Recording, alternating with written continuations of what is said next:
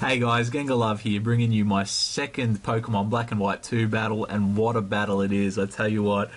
I'm using a UU team against an OU team, and I want you guys to pay particular attention to this guy's Gengar.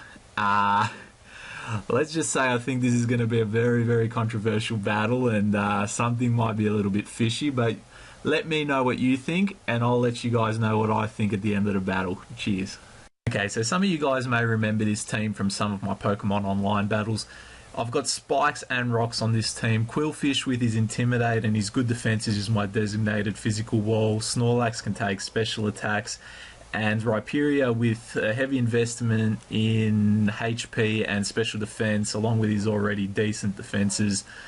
And Rock Solid ability is a good switch in as well. So I'm going to lead with him as he leads off with his Deoxys.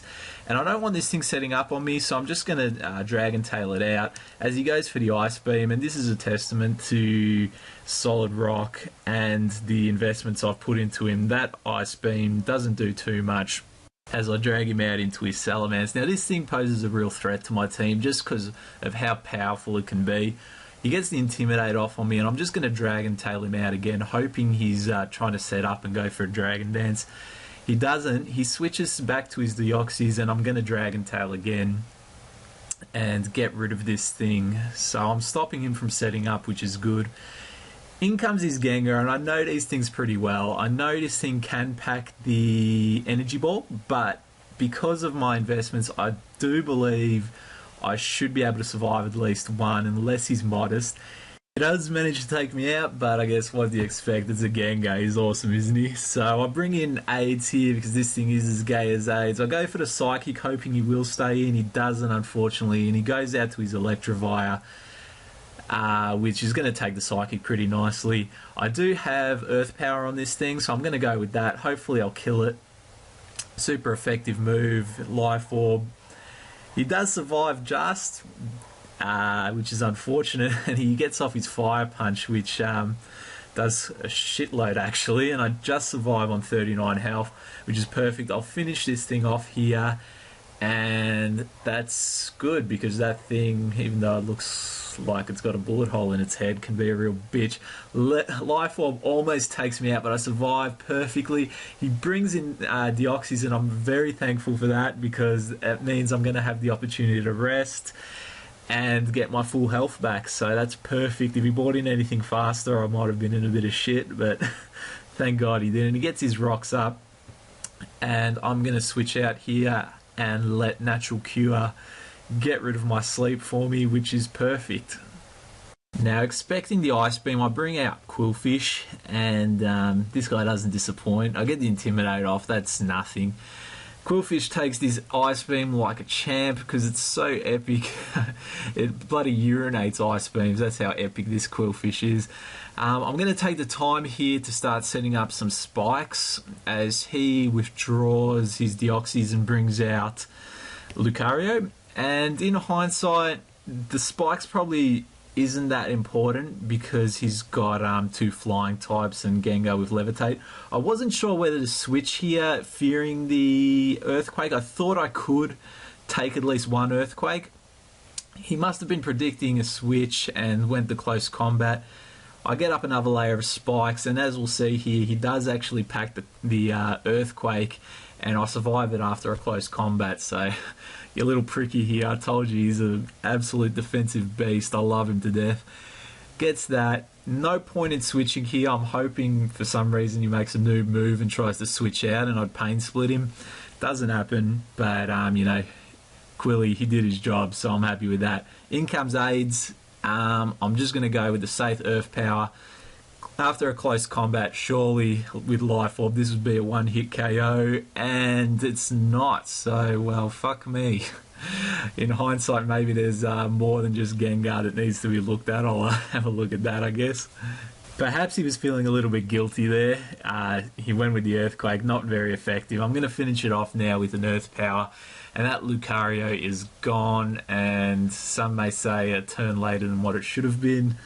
Not saying anything, we'll just go with it. He brings in his Deoxys, gets hurt by the spikes, and that's really good because this thing's bulky as fuck. I'm going to Seed Flare it in its face and hope that I get it down and kill it. No, he Ice Beams, and after the Life Orb damage, I reckon that's just taken me out. I don't reckon there was that much more damage to go, and AIDS has been frozen, so maybe in the future they do cure AIDS, who knows. In comes my Zoroark, disguised as a Heracross. I'm just going to Night Daze here, smash this thing. You know, he doesn't stand any chance whatsoever with Choice Specs. Night Daze brings in his Hydreigon here, and I'm expecting a Fire move, predicting him to think that I might actually go to my real Heracross. So I bring in Jenny Craig, my fat ass Snorlax. And with thick fat, fire moves aren't going to do anything to it. And I'm lucky I don't get the burn, which is fantastic. And now I'm just going to start returning. He brings in Salamence, gets the the attack drop, from Intimidate. And the Choice Banded returns, still going to do a decent amount of damage. I did consider switching out at some point, but there's nothing I really want to take damage from this thing because I know it's going to hit like a truck. Heracross could probably take an Earthquake reasonably well, but at the moment I'm doing pretty good at whittling this thing down, even with its leftovers. It's going to be close. I don't know who's going to die first. He goes another Earthquake. I survive on 3 HP, so Jenny Craig, I don't know if he ate a Mars bar or something before the match to get that little extra HP, but it worked out very nicely for me. He brings this thing back in. There's no point in switching Snorlax out. He's done a great job. He gets a useless crit there, but, Jenny Craig, I had to let you die there. So now I bring Zoroark back in. Choice Specs, Focus Blast, super effective move. Hopefully we one-hit this thing. I'm hoping if it doesn't, I can live a Flamethrower. I'm pretty confident that I'll be able to. And it just survives, so that's unlucky. Now I've got to pray that this Flamethrower doesn't kill me. I wonder if his eyes lit up thinking he's going to Flamethrower a Heracross. Unlucky, it's not the case. Now, Focus Blast, just don't miss. He protects. Kind of pointless. The leftovers recovery is worthless pretty much. As long as Focus Blast doesn't miss here, he's fucked. And Big Ranger Zoroark doesn't disappoint, takes that thing out, and that's fantastic.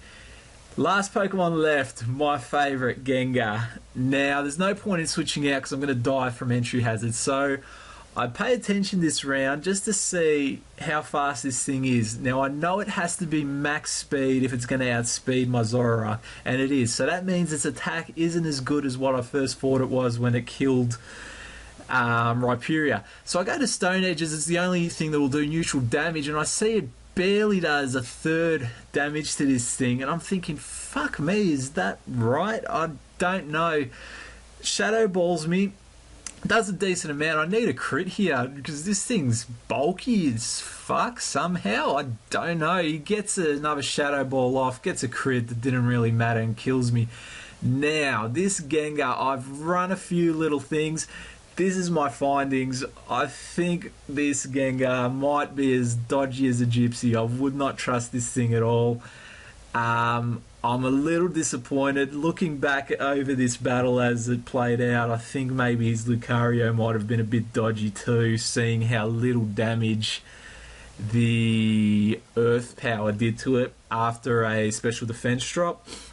Let me know what you guys think. Have a look over that stuff. I don't know, maybe I'm just being a little bitch and I can't accept being swept by or defeated by my favourite Pokemon, but I'll tell you what, I know Gengars pretty well, and I'm pretty sure they don't have defenses like that, and while still being able to outspeed and rape things. So let me know what you think, guys, and I'll catch you next time. Cheers.